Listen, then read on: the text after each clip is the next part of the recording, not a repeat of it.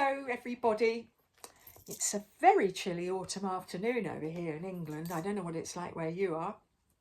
So Bobby and Penguin and I are here with this nice cosy blanket, and we're going to read a story.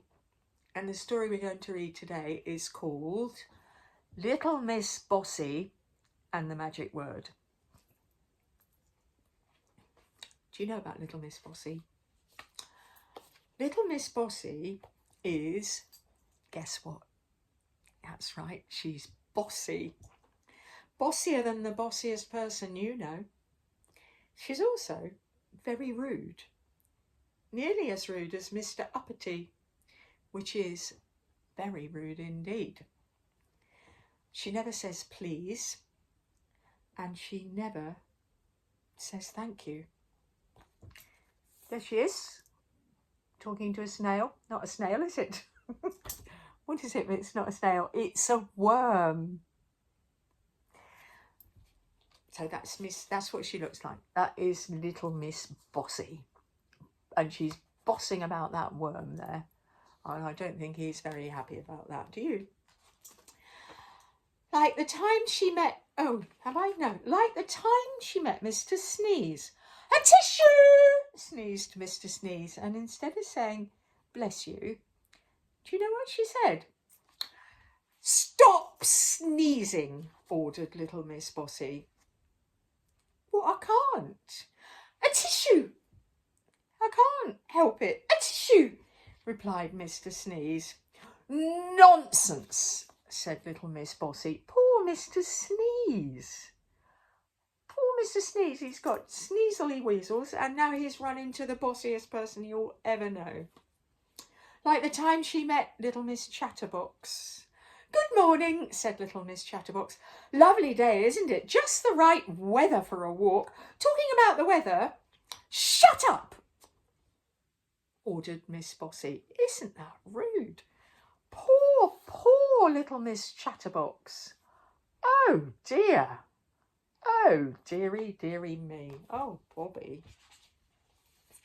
And the time she tripped over poor Mr. Small. You're too small, exclaimed Little Miss Bossy. Grow up.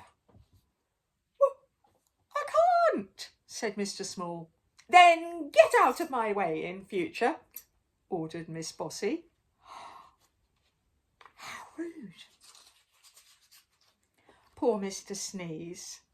Poor Little Miss Chatterbox. And poor Mr. Small. Oh.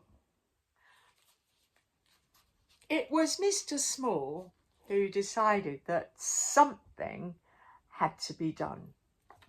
Good for Mr. Small, I say. He went along to see Little Miss Magic. And once he'd explained the problem, she agreed to teach Little Miss Bossy a lesson. And I think I know just how to do it, she said. There she is, looking as if she knows how to do it. And she does, doesn't she? I'm sure that Little Miss Magic will sort this problem out. But we don't know how, do we? The next day, Little Miss Bossy bumped into Mr. Greedy. You're too big, she cried. Lose some weight. At the same time, Little Miss Magic, who had followed Miss Bossy, muttered a very, very magic word. And do you know what happened? Do you know what happened? Of course you don't. But you do now. Oh dear, she's very, very, very big indeed. That'll teach her.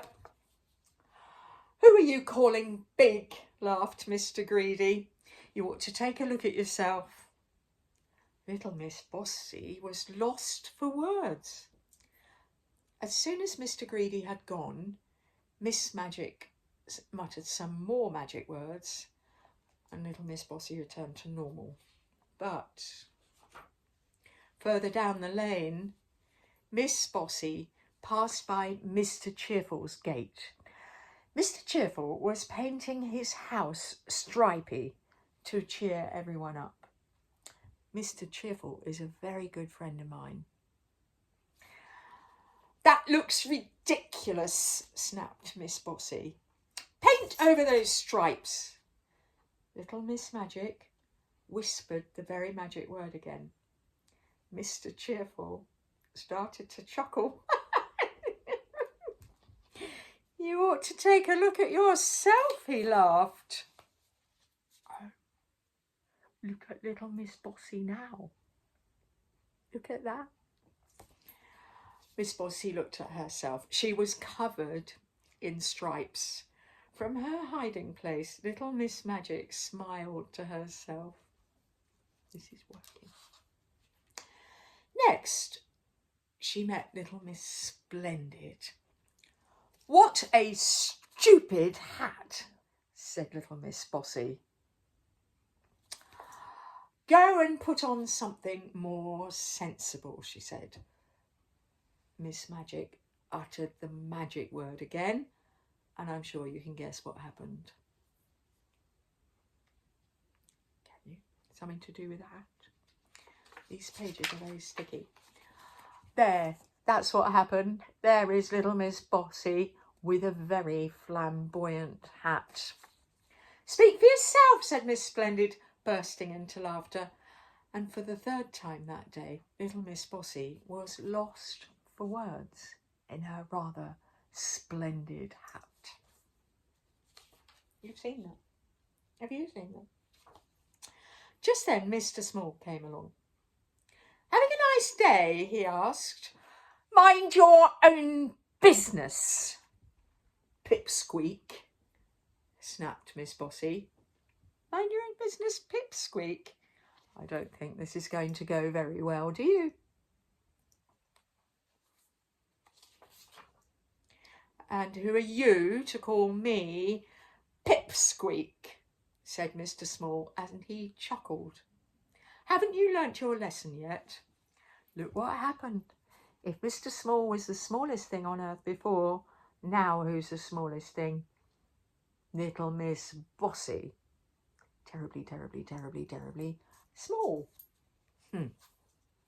Now who's the Pipsqueak? Miss Magic came out from behind the tree where she'd been hiding. There she is. Doesn't she look happy? And she's holding the teeny, teeny, teeny, tiny little Miss Bossy in her hand. Just there, like that. Oh, it's you, squeaked Miss Bossy. Turn me back to my proper size. You have to say the magic word, replied Miss Magic. Abracadabra, squeaked Miss Bossy. No, that's not the magic word I was thinking of. I'm sure you know what the magic word is. But it took Miss Bossy a bit longer to think of it. Please, she said eventually. And did she learn her lesson? Well, she learnt one lesson. Little Miss Bossy is still being as bossy as ever, but at least she now says, please. Go to sleep, please. And that's the end of our story today. And whether or not it's bedtime, and whether or not you want to do what Little Miss Bossy says, I hope that you have a very nice time doing whatever you're doing, being nice to people who deserve it, and being quite good. And if you can't be good, I hope you'll be very careful. And bye-bye for now, until next time. Bye! See you soon. Lots of love.